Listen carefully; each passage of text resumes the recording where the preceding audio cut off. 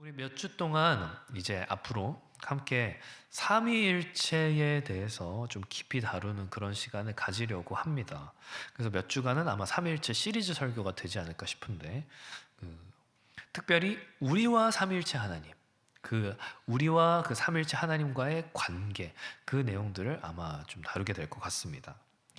그 기독교 신앙에 있어서 아니면 어쩌면 종교적으로도 가장 근본적인 질문이 뭘까라고 했을 때 그것은 하나님은 누구신가라는 질문일 것 같아요.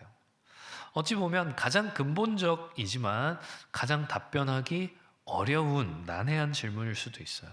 그래서 만일 여러분에게 누군가가 하나님은 누구십니까? 이렇게 만약 묻는다고 한다면 딱히 답변할 만한 내용이 생각나지 않죠. 하나님, 하나님.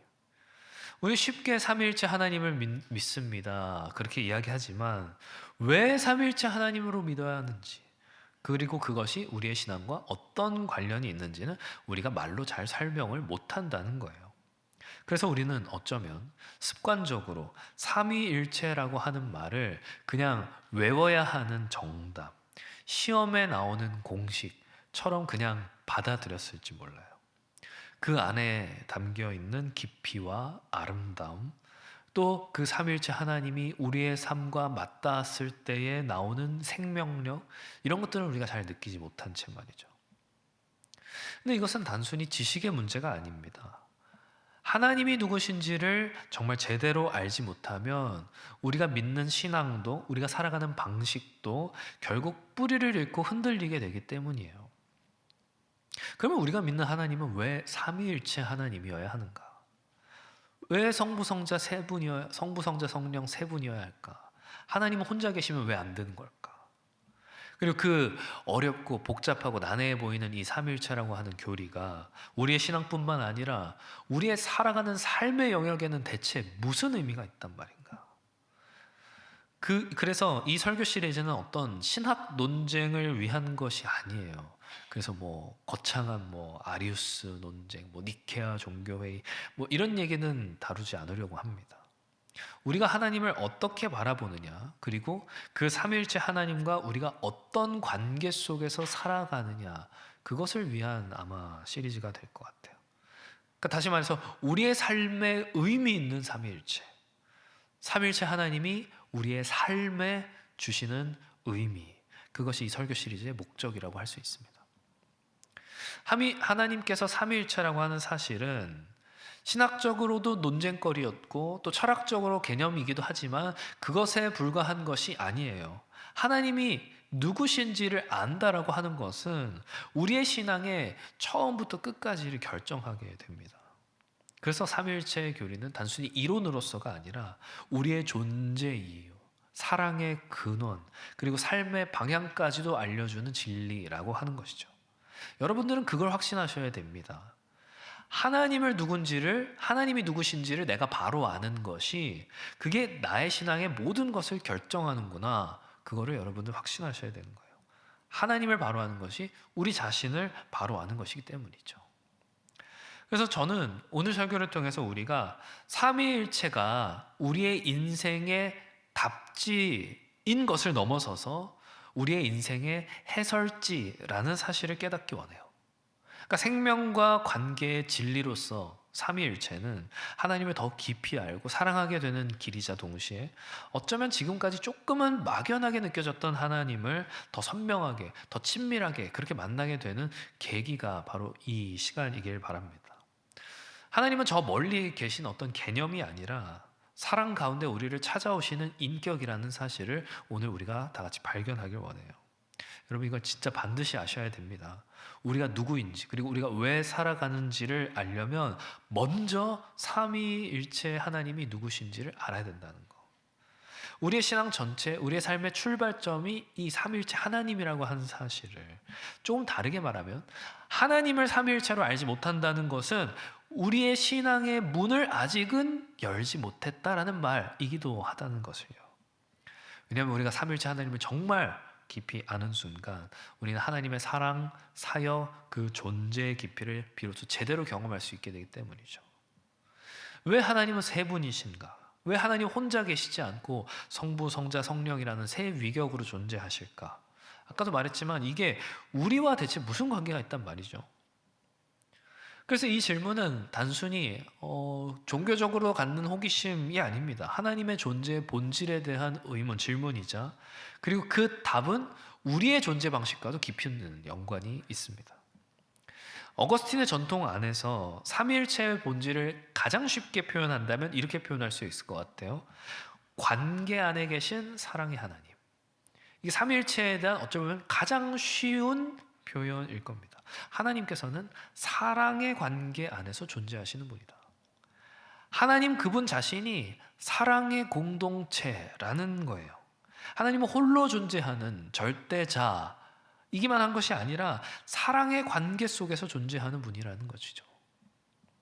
그러니까 하나님이 삼위일체시라는 것은 하나님이 그저 이 세상의 창조주시다라고 하는 것을 넘어서서 그 본질적으로 관계 안에 계신 사랑의 존재라는 것을 혼자 계신 분이 아니라 영원 전부터 사랑 안에서 함께 계신 분이라는 것을 우리는 가장 중요하게 먼저 기억해야 한다는 겁니다. 그러니까 하나님은 그저 그 하나님 자신의 존재 안에 완전한 사랑의 교제를 가지고 계신 분이시며 또 그 사랑을 흘러넘치게 한 것이 그게 우리의 창조이구나. 이 세상의 창조이구나. 그걸 깨닫게 되는 것이죠. 사실은 삼위일체라는 표현보다는 일체삼위가 더 적절한 표현이긴 합니다. 일체삼위. 근데 일체삼위 뭔가 입에 잘 안 붙죠. 삼위일체 입에 좀 붙는데. 문자적으로는 이런 뜻이요. 하나님께서는 본질은 하나이시지만 위격은 셋이다라는 거예요. 그래서 이거를 한 본질 세 위격 이렇게 표현하는 거죠. 하나님의 존재를 가리켜서 설명하는 표현이에요. 삼위일체. 하나님의 하나됨은 본질의 일치이고 셋되심은 위격의 구별이라는 겁니다.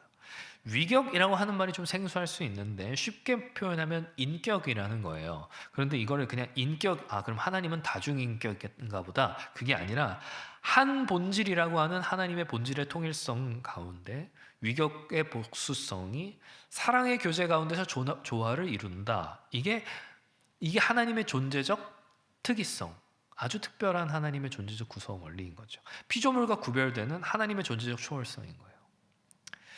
예수님이 이렇게 기도하셨죠. 뭐라고 기도하셨죠? 아버지여, 내게 주신 자도 나 있는 곳에 나와 함께 있어. 아버지께서 창세 전부터 나를 사랑하심으로 내게 주신 나의 영광을 그들로 보게.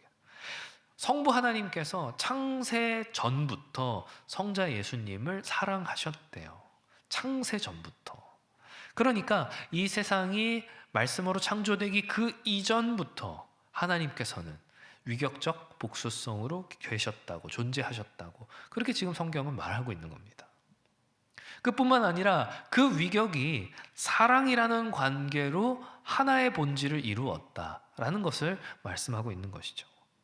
그래서 하나님은 사랑이시다 이렇게 얘기하잖아요. 사랑은 하나님의 속성이 아니라 하나님의 존재, 하나님의 본질이라는 말이에요. 잘 들으십시오. 하나님이 사랑이시라면, 하나님의 존재가 사랑이시라면, 그 본질이 사랑이시라면 영원 전부터 하나님에게는 사랑의 대상이 있어야 돼요.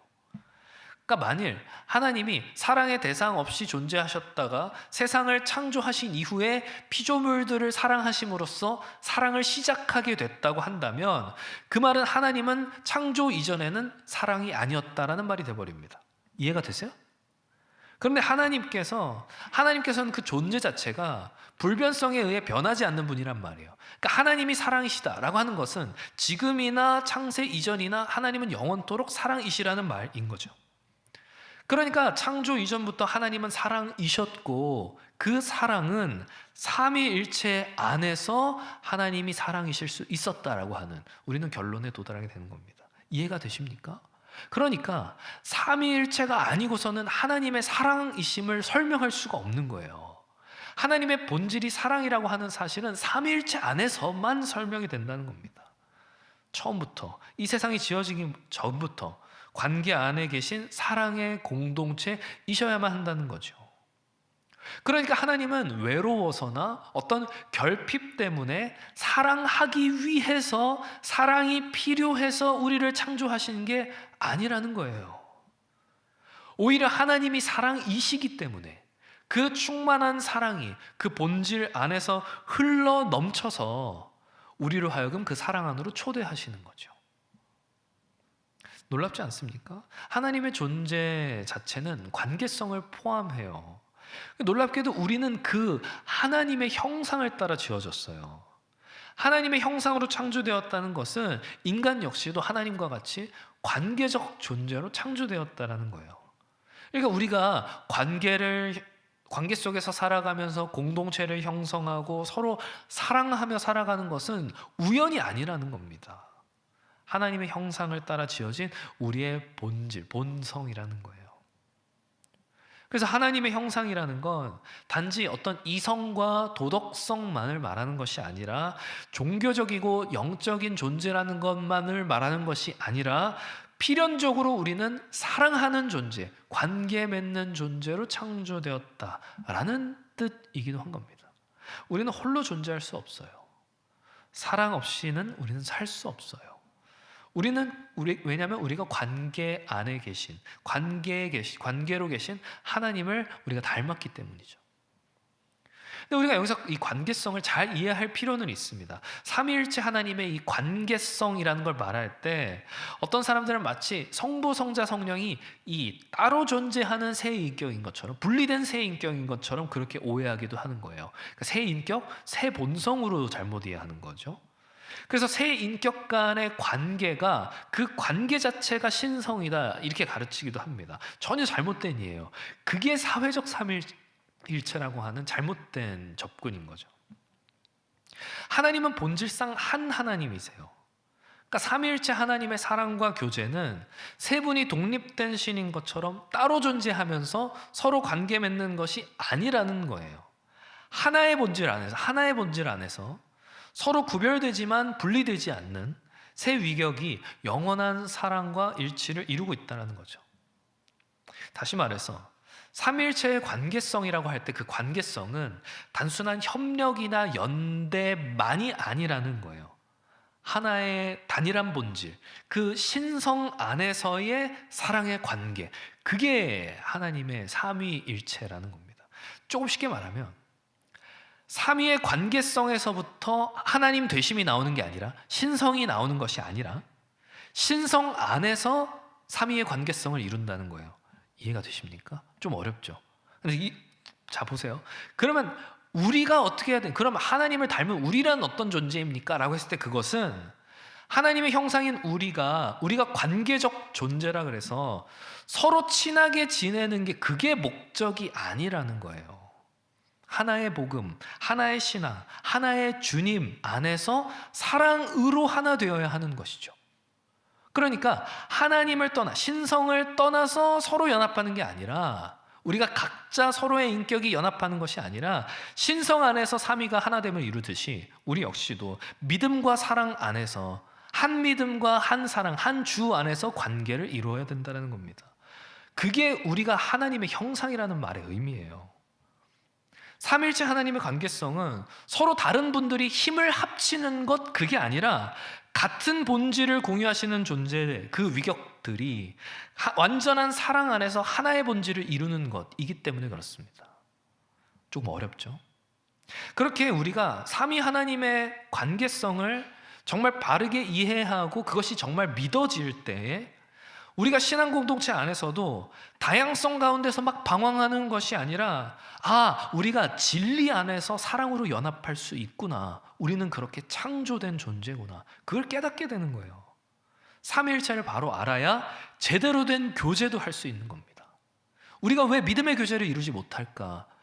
내 노력이 부족해서가 아니라 하나님에 대한 이해가 부족하기 때문일 수 있다는 거예요. 그렇다면 우리 구원에 있어서 왜 하나님은 삼위일체셔야만 하는가? 특별히 우리 구원에 있어서. 구원이라는 건 우리에게 아주 실질적이고 아주 중요한 문제지 않아요?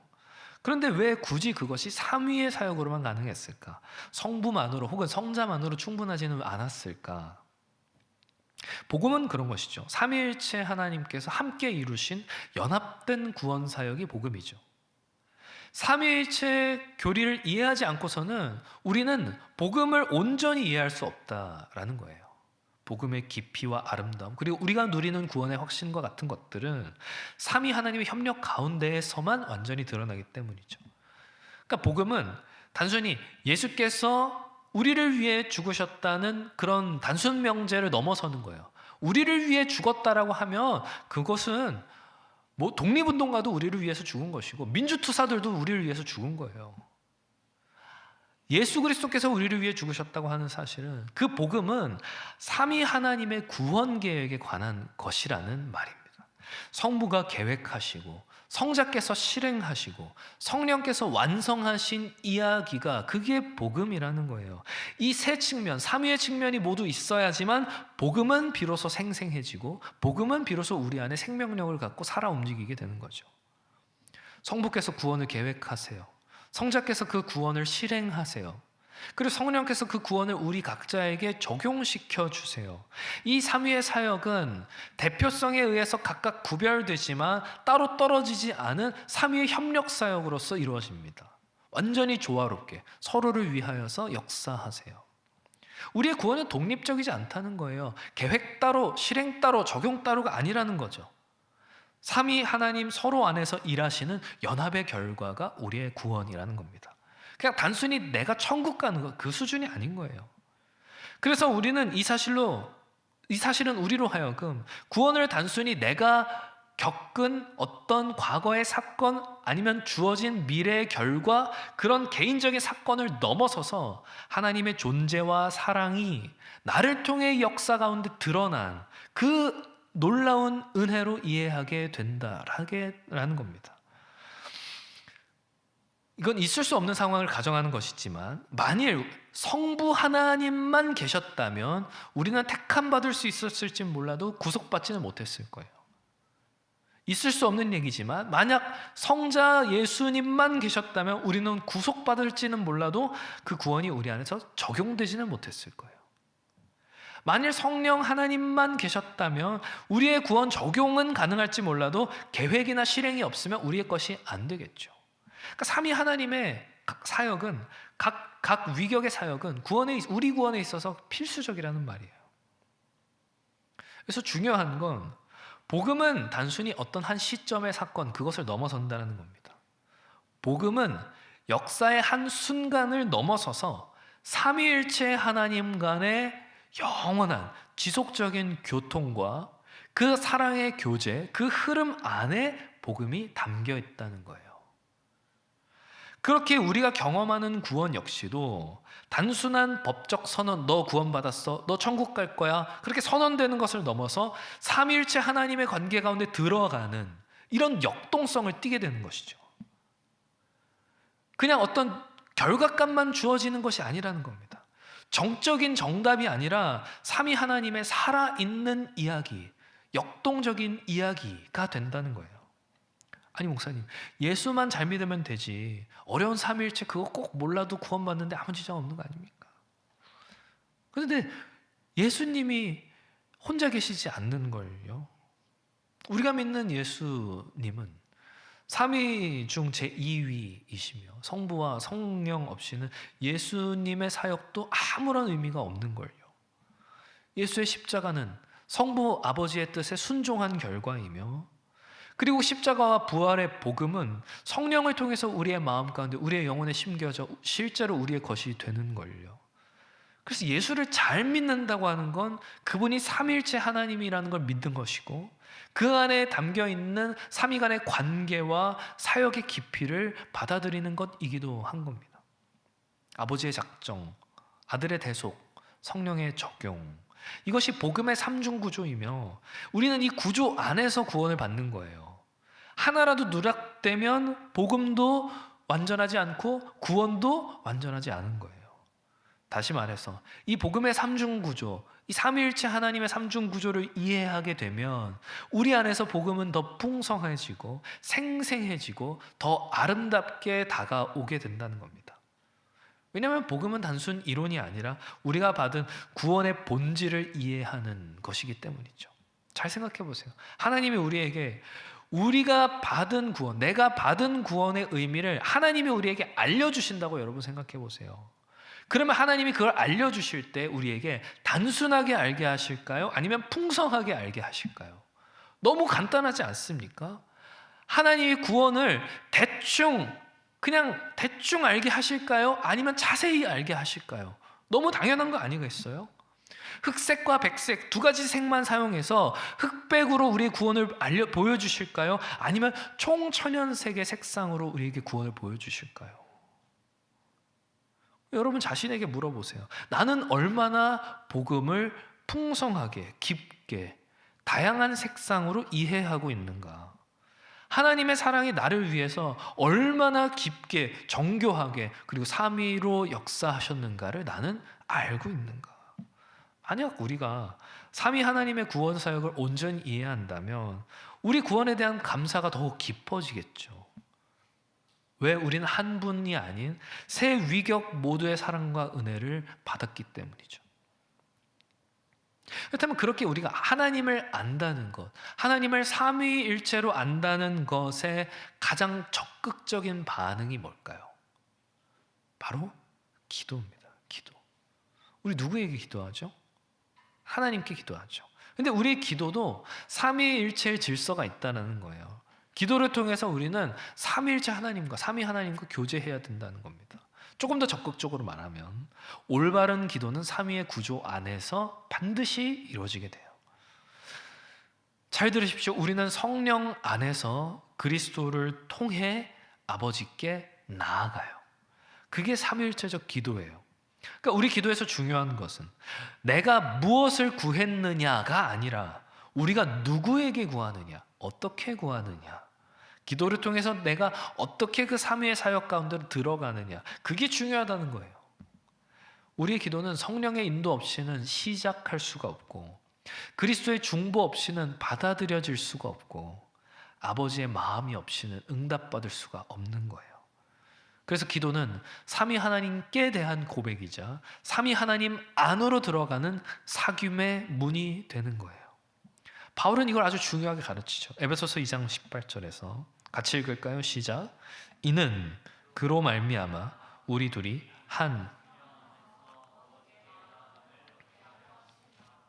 이 구절은 삼위일체적 기도의 구조를 아주 명확하게 보여주죠. 성자 예수 그리스도로 말미암아 한 성령 안에서 아버지 성부 하나님께 나아간다라는 거예요. 그러니까 기도는 그냥 하는 것이 아니라 성령의 도우심으로 예수의 이름으로 아버지께 나아가는 겁니다. 그래서 우리는 아버지께 나아가기 때문에 기도의 시작을 하나님 아버지를 부르며 시작해서 예수의 이름으로 기도하는 것이죠.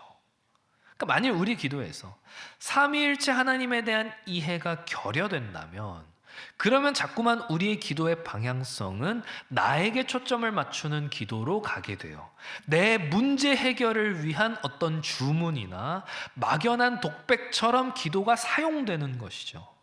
그런데 우리의 기도를 받으시는 분이, 내가 기도를 통해서 교제해야 할 분이 삼위일체라는 사실을 우리가 알게 된다면 기도는 단순히 어떤 신적 존재에게 요청하는 요청이 아니라 하나님의 생명 안으로 들어가는 통로가 된다는 사실을 우리는 발견하게 되는 거예요. 우리는 기도 속에서 하나님과 교통하고 교제하고 그분의 사랑 안으로 들어가고 그분의 뜻 안에 나를 두는 것을 발견하게 되는 거죠. 그래서 기도의 시간이 복된 거예요. 그래서 기도가 소중한 거예요. 그래서 우리 믿음의 선배들, 내 기도하는 이 시간 그때가 가장 즐겁다, 이렇게 고백하는 거죠. 기도는 단지 내가 하나님 앞에 하고 싶은 말을 하는 시간이 아니라 삼위 하나님과 함께 머무는 시간, 함께 거하는 시간이기 때문에 그렇습니다. 그러니까 편지를 보내는 게 아니에요. 하나님과 함께 거하면서 대화하는 거예요. 기도는 열차가 선로를 따라서 목적지에 가는 것과 같아요. 성령께서는 그 열차의 동력, 엔진이 되고 예수께서는 우리가 들어가는 문이 되며 아버지는 우리가 도달하는 목적지가 되는 것이죠.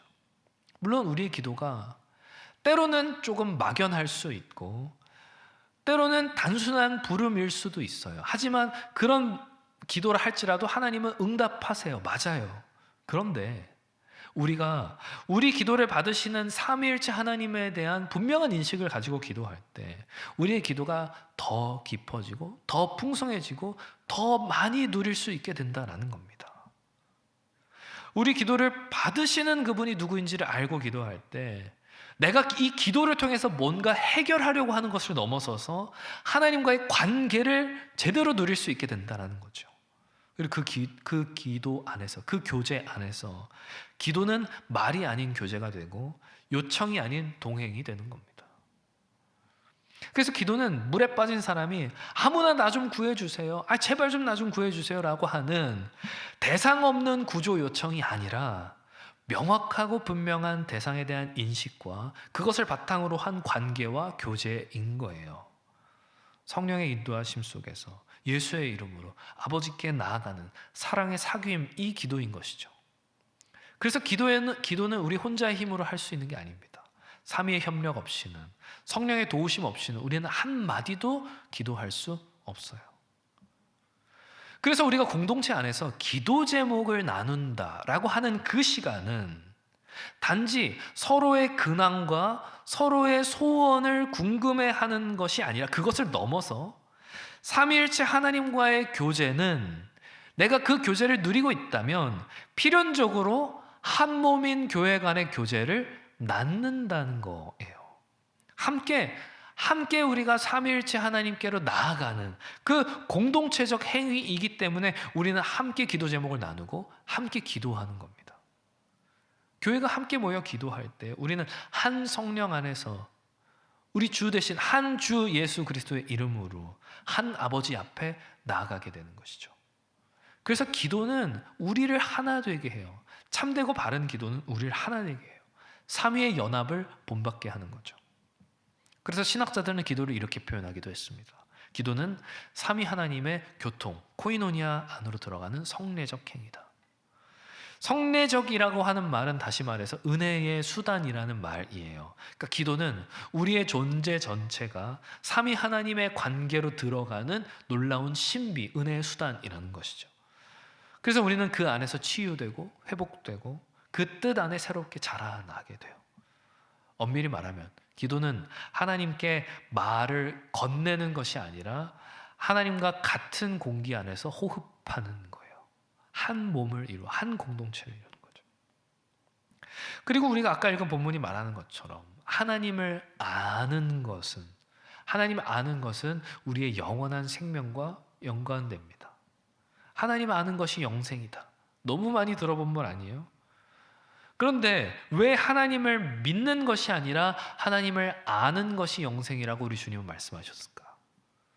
우리 주님 아무 의미 없이 말씀하셨을까요? 그게 아니라면 이 말씀은 우리에게 아주 많은 것, 굉장히 깊은 것을 시사하는 바가 있다라는 거겠죠. 하나님을 아는 것이 영생이라는 건 하나님을 하나님으로, 그러니까 하나님을 삼위일체 하나님으로 아는 그 지식이 우리의 존재를 변화시키는 생명 그 자체가 된다는 걸 말해요. 그러니까 이 지식은 단순히 어떤 정보를 아는 것이 아니라 우리의 존재의 변화를 이끄는 생명을 가진 지식인 거죠. 그러니까 영생이란 우리에게 있어서 단순히 무한한 시간의 연장이 아니라 하나님의 생명, 하나님의 그 영원한 생명에 참여하는 것이 된다는 겁니다. 결국 이 영생은 하나님과의 관계, 교제를 말한다는 거예요.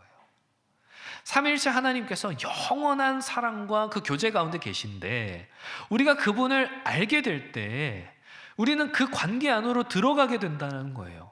하나님이 삼위일체 하나님이시구나. 하나님은 사랑의 교제로 계시는구나. 그게 영생의 본질이죠. 작년 수련회에서도 얘기했던 페리코레시스죠.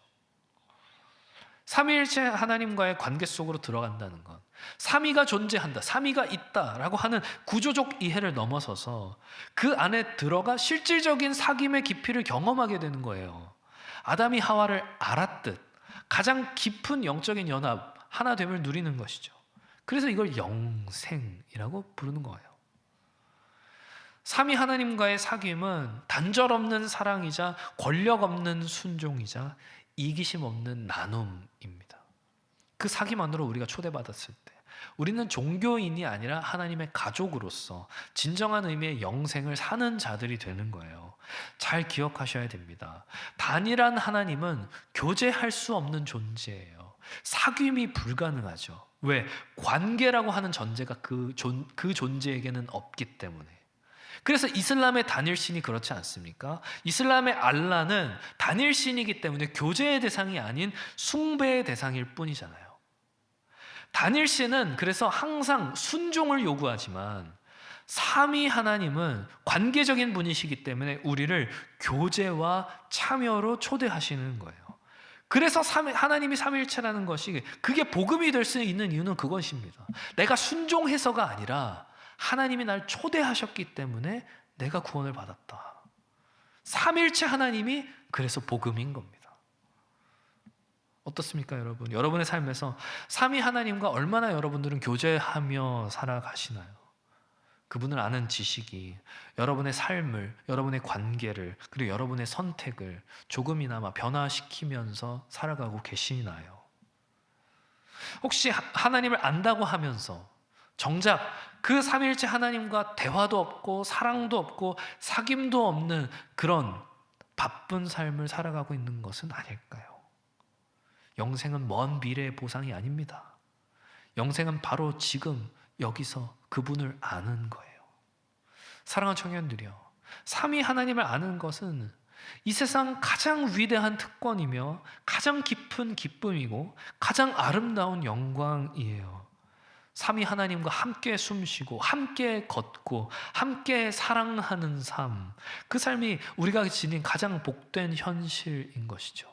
영생을 살아가는 오늘을 살 수 있는 것이죠. 예레미야가 말한 것을 기억하세요. 여호와께서 이와 같이 말씀하시되 이 지혜로운 자는 그의 지혜를 자랑하지 말라. 용사는 그의 용맹을 자랑하지 말라. 부자는 그의 부함을 자랑하지 말라. 그럼 뭘 자랑해야죠? 자랑하는 자는 이것으로 자랑할지니 곧 명철하여 나를 아는 것과 나 여호와는 사랑과 정의와 공의를 땅에 행하는 자인 줄 깨닫는 것이라. 이게 우리가 자랑할 거예요. 이게 우리가 자랑할 거예요. 뭘 자랑하라? 하나님을 아는 것을 자랑하라. 하나님을 깨닫는 것을 자랑하라. 삼일체 하나님을 아는 것이 우리의 자랑이어야 한다는 겁니다. 우리의 부가 아니라, 우리의 지혜가 아니라, 우리의 명철이 아니라 삼일체 하나님이 우리의 자랑인 거예요. 하나님이 누구신지를 바로 아는 것이 곧 우리가 누구인지를 결정하는 길이 됩니다. 그분을 알지 못하면 우리는 우리 자신조차도 이해할 수가 없어요. 내가 누군지도 알 수가 없어요. 하지만 하나님을 알게 되면 우리의 존재도, 정체성도, 사명도, 삶도 다 제자리를 찾아갈 수 있게 되는 것이죠. 사랑하는 청년들이여, 말씀을 맺으려 합니다. 오늘 우리는 한 가지 질문에서부터 이 시리즈 설교의 서문을 열었어요. 하나님은 누구신가? 그리고 그 질문의 중심에는 삼위일체라고 하는 신비하고도 복된 진리가 있다는 것을 보았죠. 하나님은 사랑 안에 계신 분이시고 그 사랑이 흘러넘쳐 우리를 창조하시고 구원하시고 부르시는 분이라는 것을, 하나님께서는 관계 안에 계신 사랑의 하나님이라는 것을, 삼위로 구원 사역을 이루셨고 그 하나님을 아는 것이 곧 영생이라는 것을 우리는 살펴보았죠. 삼위일체 교리는 복잡한 철학이 아닙니다. 물론 이런 것들도 우리가 알아야 하는 교회사적으로 알아야 되는 것이지만 하나님을 제대로 아는 지름길, 그것이 삼위일체 교리라는 거예요. 영생은 먼 훗날의 얘기가 아니에요. 지금 하나님을 아는 순간부터 시작이에요. 안다는 것은 정보를 아는 것이 아니죠. 사랑하고 교제하고 그 관계 가운데 들어가 함께 살아가는 것이죠. 이제 우리는 하나님을, 삼위일체 하나님을 아는 삶으로 나아가야 됩니다. 그분을 아는 자는 영생을 얻고 날마다 그분의 사랑과 교통 안에서 살게 되기 때문이죠. 단순한 약속이 아니에요. 오늘 바로 우리에게 주어진 현재의 실제이며 우리는 지금 여기서 삼위의 생명에 참여할 수 있습니다. 사랑 없는 신앙은 메마른 땅과 같고 관계 없는 예배는 메아리 없는 외침에 불과하죠. 우리가 하나님을 더 깊이 알고 싶다면 우리는 그분이 존재하는 방식으로 나아가야 됩니다. 삼위일체적 신앙, 성부, 성자, 성령과의 교통 가운데 들어가는 것이죠. 사랑하는 청년들이요, 하나님을 삼위일체로 바로 아는 자만이 하나님과 진정으로 동행할 수 있어요. 그 지식은 신학이 아니라 생명이고 빛이고 사랑, 동행이죠. 부디 바라옵기는 삼위일체 하나님을 아는 그 기쁨이, 그리고 그 감격이, 그리고 그 영생의 축복이 오늘 여러분의 삶에 바로 지금 흘러넘쳐 여러분의 한 주간의 삶 가운데 동행하는 그런 주의 청년들 다 되시기를 주님의 이름으로 축원합니다.